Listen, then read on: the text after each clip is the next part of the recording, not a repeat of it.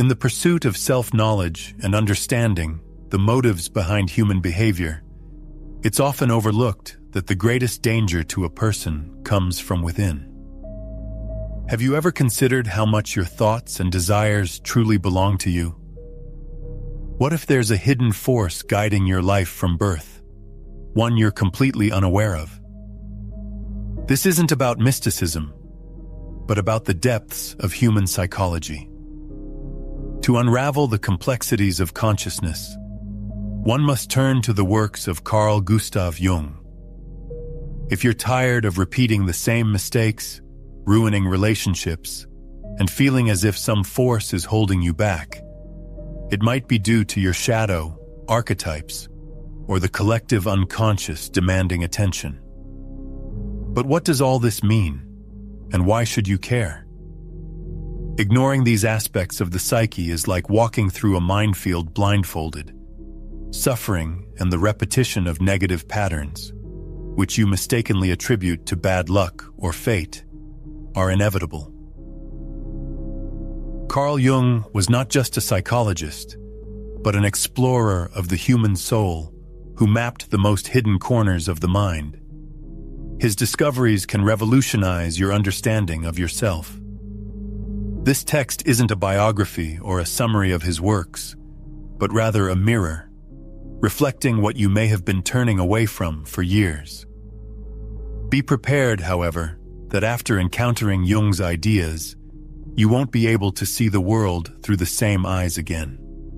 You'll start noticing what previously went unnoticed, and realize that your most dangerous enemy lives within you. Yet, this enemy can also become your greatest ally, if you have the courage to embrace it. Take a deep breath and prepare for a journey that will change your perception of yourself. Carl Jung did not limit himself to treating symptoms or adapting to societal norms. He sought to penetrate the very essence of the human soul. He dared to gaze into the abyss of the psyche, and there discovered what forever changed psychology. Born in Switzerland in 1875, Jung grew up surrounded by religious symbols and mysteries. From an early age, he felt that human experience contained something more profound than could be expressed by words or logic. It's no surprise that he became one of Sigmund Freud's most brilliant students, yet it was Jung who dared to question his ideas. Freud believed that repressed sexual desire lay at the core of the human mind. Jung, however, perceived far deeper layers: archetypes, symbols, myths, and collective forces. While Freud focused on the immediate past, Jung delved into millennia of history, touching upon the ancestral roots of our existence. Their inevitable split was only a matter of time. Carl Jung aimed for more than merely healing psychological ailments. His deepest goal was to reunite individuals with the authentic essence of their being. He viewed the psyche as a living, dynamic system where opposites collide: light and shadow, rationality and emotion, masculine and feminine principles. Suffering, in his view, was not accidental but served as an impetus for transformation. Jung developed an innovative approach to understanding humanity: analytical psychology. This path does not aim to eradicate incorrect aspects of the personality, but rather seeks to acknowledge and integrate rejected, hidden, and denied parts. For in Jung's opinion, the true enemy is not suffering, but the unconscious. The relevance of Jung's ideas remains undiminished today, as modern society continues to suffer from destructive patterns of behavior. People are still prone to ignoring their feelings, suppressing inner emptiness, and avoiding pain. Jung not only foresaw this, but also offered a kind of map of the inner world, providing a chance to understand the reasons for disunity and find paths to restoring wholeness. He doesn't promise simple solutions or empty hopes, but offers something unique: the truth about oneself. One of the most unsettling truths Jung uncovered is the existence of a layer within the human mind that isn't individual but is shared by all humanity. This is a deep ocean of symbols, images, and forces that shape our lives, even if we're unaware of it. Next, we will delve into this mysterious realm, which Jung called the collective unconscious, to realize that within each of us lives far more other people than one might imagine. Most people believe their thoughts, feelings, and fears are unique, that everything occurring in their mind is a result of personal experience, upbringing, cultural influence, and individual memories.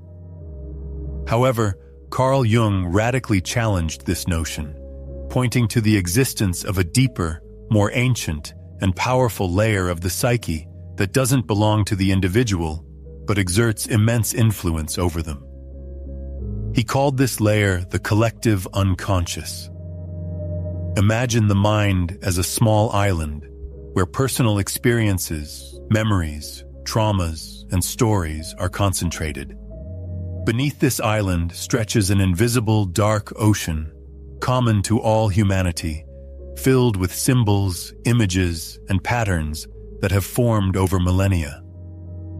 These are ancient myths, primordial archetypes, forces that existed long before each person's birth and continue to live within, shaping the course of thoughts, feelings, and suffering.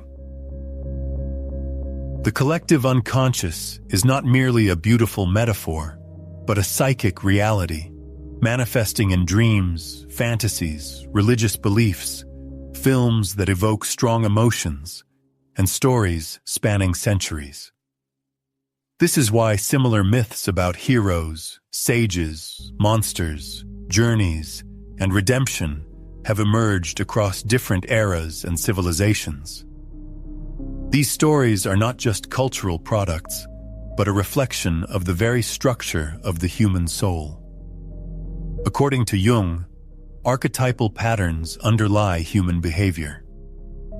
The fear of rejection awakens an ancestral archetype within a person, a deep need for belonging, the search for meaning in life, and self-transcendence are guided by forces that have existed since the dawn of human history. Ignoring the collective unconscious is akin to ignoring the law of gravity. One can pretend it doesn't exist, but it will still exert its influence. This influence will manifest in relationships, life choices, and recurring situations until one realizes they are. Struggling not only with personal problems, but also with those common to all humanity. But what lies hidden within this collective unconscious? What invisible forces shape human behavior while remaining unnoticed? Jung called them archetypes, universal forms inherent in every person, manifesting as specific patterns of behavior, emotions, and thoughts. Among the multitude of archetypes, one stands out as the most frequently ignored, fear-inducing, and dangerous. It lives within each person, and until it is acknowledged, it will continue to control one's life. We are speaking of the shadow, the dark side of the personality that a person tries to hide, yet which is constantly present. Have you ever done things you deeply regretted later, unable to find a rational explanation for them? Have you suddenly experienced a burst of anger, only to wonder, what came over me? Have feelings of envy, jealousy, malice, or pride arisen that you wish to ignore or justify rather than acknowledge? This is the manifestation of the shadow. You simply lacked the courage to face it. Carl Jung asserted that every person carries a dark side, a rejected, suppressed, and denied part, consisting of everything one doesn't wish to acknowledge within themselves. These are the most shameful impulses, unacceptable desires, weaknesses, arrogance, cruelty, neediness, vanity, and rage. All of this exists within a person. And the stronger the attempts to suppress these feelings, the more powerful their influence becomes. The shadow is everything a person has tried to hide to gain approval. It's what had to be suppressed to conform to society. It's the child whose individuality was stifled, the teenager who wasn't allowed to speak their mind, and the adult who learned to smile despite inner pain.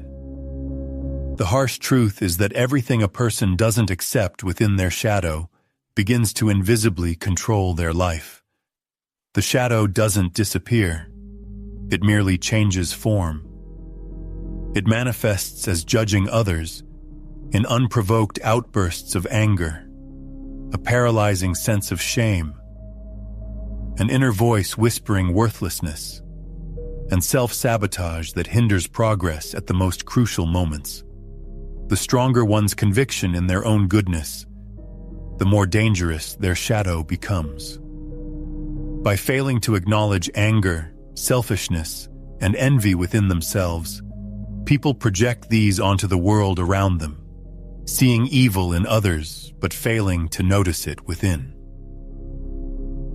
Carl Jung once noted that the unconscious, remaining unacknowledged, relentlessly governs a person's life, while they tend to attribute it to fate. In other words, as long as an individual closes their eyes to the existence of their shadow, they inevitably remain under its power, repeatedly reproducing the same negative patterns. This manifests in choosing people who cause pain, self-sabotaging one's own prospects, and fleeing from love, success, and freedom due to a deep sense of unworthiness. However, there is a way out. It lies not in destroying this inner darkness, but in integrating it.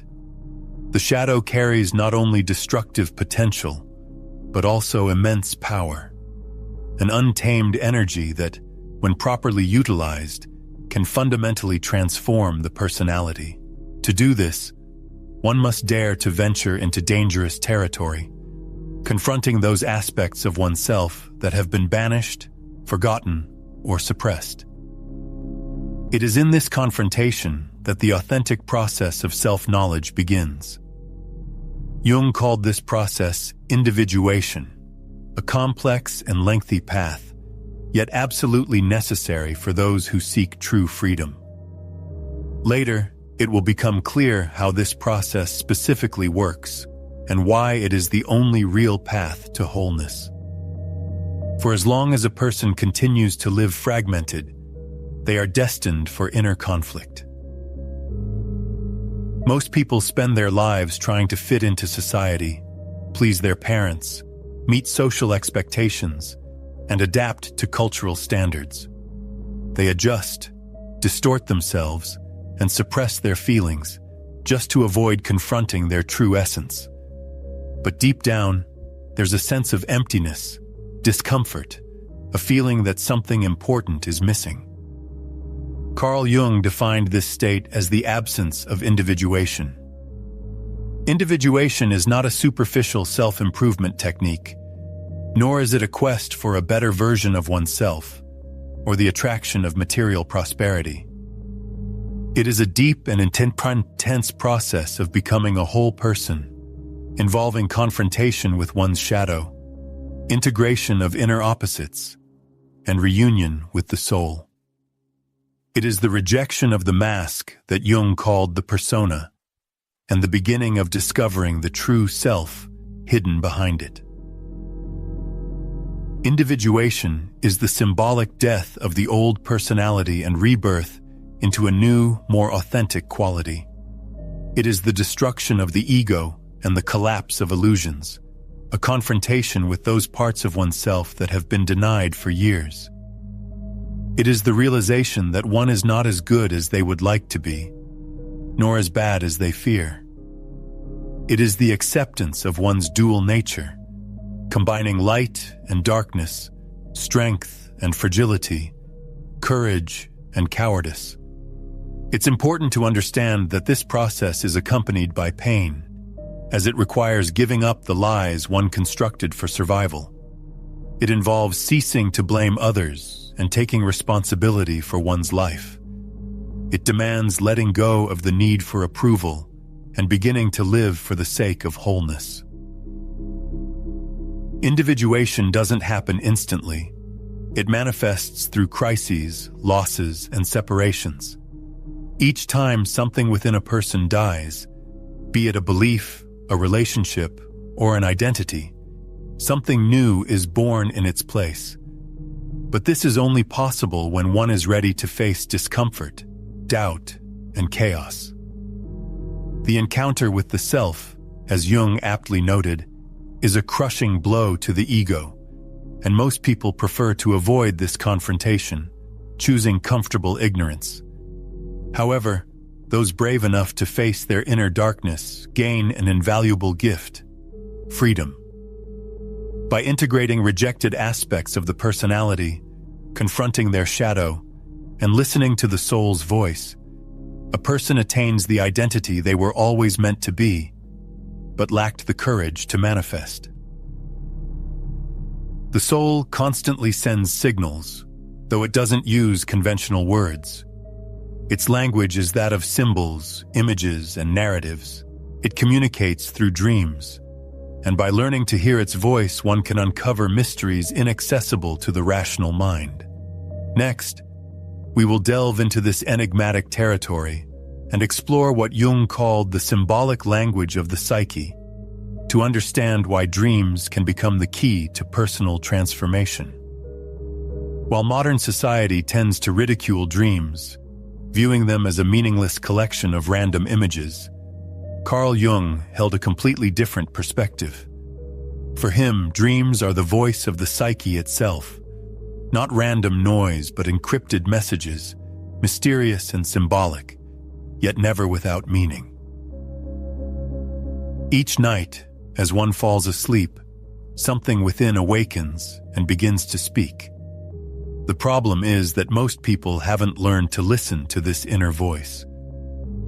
Jung viewed dreams as attempts by the unconscious to restore psychic balance. When consciousness deviates too far from its natural center, the unconscious sends images, scenes, archetypes, and symbols, everything necessary to bring a person back to harmony.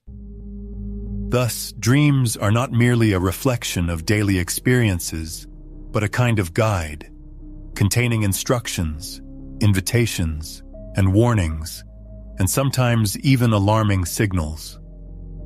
Why, for instance, does one dream of falling when losing control in real life? Why dream of teeth falling out when feeling vulnerable? Why does the same symbol recur in different dreams? These are not mere coincidences, but attempts by the soul to establish contact.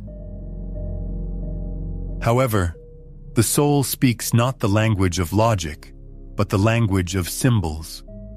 And here lies one of Jung's most significant contributions: the study of archetypal symbolism. Lions, snakes, houses, forests, mirrors, doors, tunnels, mothers, and shadows. These elements appear in dreams not by chance. They represent various aspects of the psyche, parts of the soul striving for manifestation, and each symbol carries a specific energy and function. For example, a house can symbolize the inner self, a snake, transformation, a staircase, spiritual ascent or an unconscious descent, depending on the direction, and a mirror, a reflection of the shadow one doesn't wish to see. Understanding this language is like learning an ancient dialect, the language of one's own soul. Jung believed that the more one ignores the symbols in dreams, the further they drift from their true self. Deviation from the soul's center leads to disorientation, crises, anxieties, depressions, and a sense of being lost. One loses their sense of direction because they lose connection with their inner compass. Dreams are this compass, and ignoring them is like navigating a labyrinth with one's eyes closed. Do you seek to comprehend the depths of your own personality, to understand the origins of recurring life patterns, to grasp the reasons for inner stagnation and the fears that haunt you. Turn your gaze to the world of dreams. Record your dreams, analyze them, and engage with their symbolic language. Within them lie answers inaccessible to rational consciousness. However, symbols are not solely the language of dreams. There exists a more powerful, ancient, and influential force manifesting through them.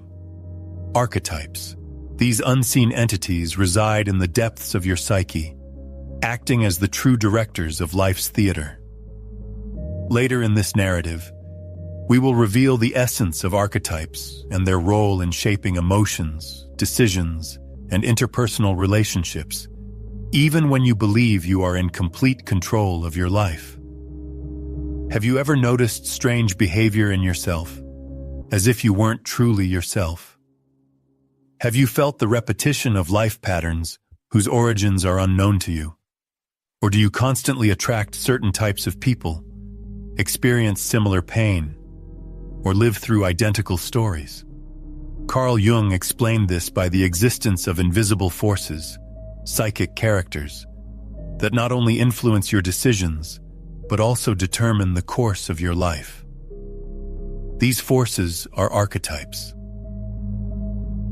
Archetypes are universal structures of the psyche, not acquired knowledge, but primordial patterns inherited from ancestors. They are as ancient as humanity itself and reside in the collective unconscious. Like internal models, they shape your behavior, emotions, and life scenarios.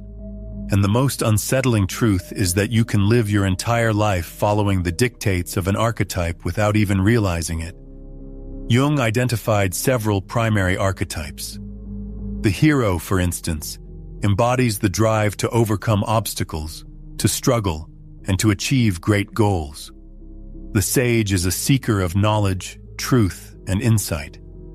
The shadow, as previously mentioned, represents the sum of repressed and rejected aspects of the personality. Anima and animus symbolize the feminine principle in men and the masculine principle in women, energies that must be integrated to achieve wholeness. These archetypes are not merely abstract ideas, they possess powerful energy. When an archetype dominates the psyche, it literally takes hold of a person, seizes control of consciousness, and directs life as it pleases. This is why we sometimes behave uncharacteristically, and why we enter relationships whose scenarios seem predetermined.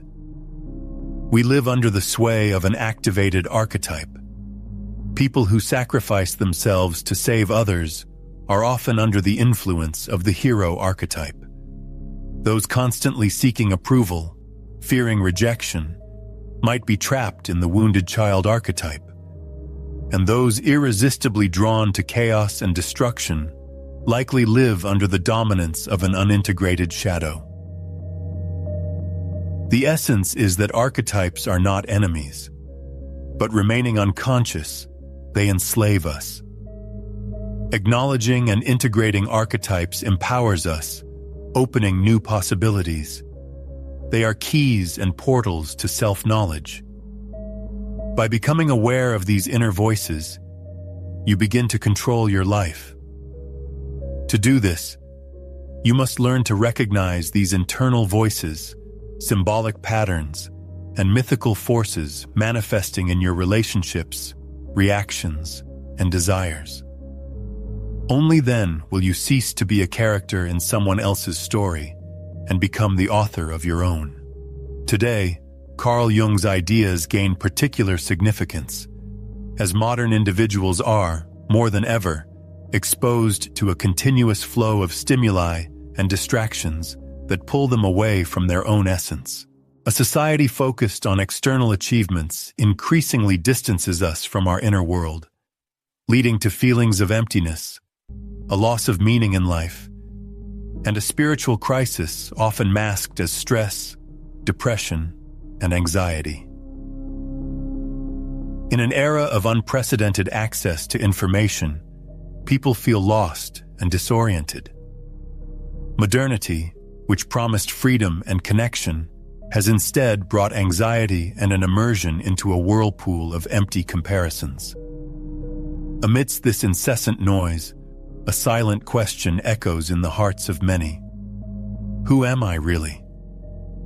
It is precisely at this moment that Carl Jung's teachings become especially relevant and sought after. He didn't offer ready-made solutions or promises of happiness in a pill, but pointed the way back to the soul, to a reunion with what had been forgotten, suppressed, or distorted by a society obsessed with external productivity and success.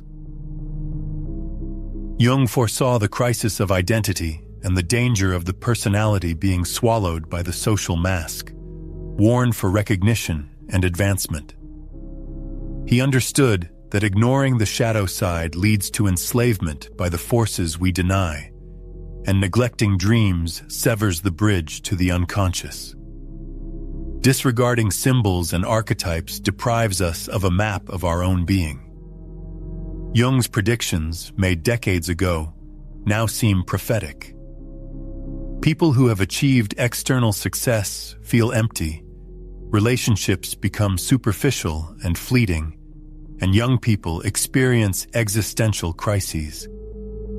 Medicine attempts to cope with a rising tide of anxiety, depression, and disorders, without understanding their deeper causes. The modern world imposes the illusion of living on the surface, but the soul tolerates no neglect.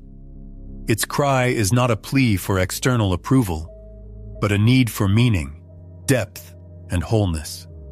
Jung was not merely a psychotherapist, but a guide in times of crisis like the present.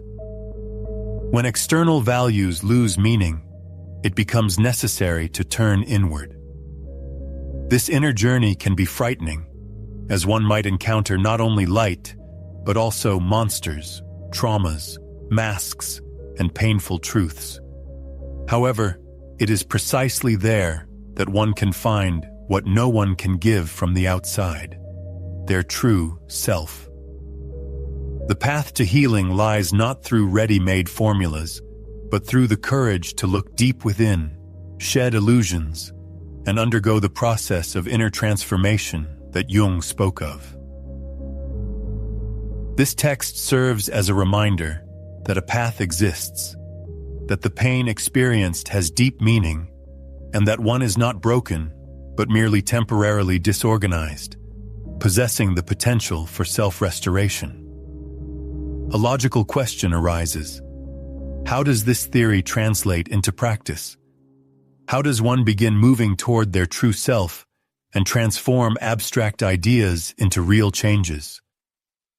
In the concluding part of this exploration, a harsh but necessary truth will be presented, demonstrating why this text might be the turning point your soul has subconsciously awaited. Throughout life, people strive to conform to accepted norms, protect themselves, and feel a sense of belonging to society. They've had to project strength while being internally broken, and smile when their soul cried out for help. As a result of these efforts, they've lost connection with their true self, forgetting their uniqueness, creative potential, and spiritual depth. However, something new is now beginning to awaken within. Your presence here is not a coincidence.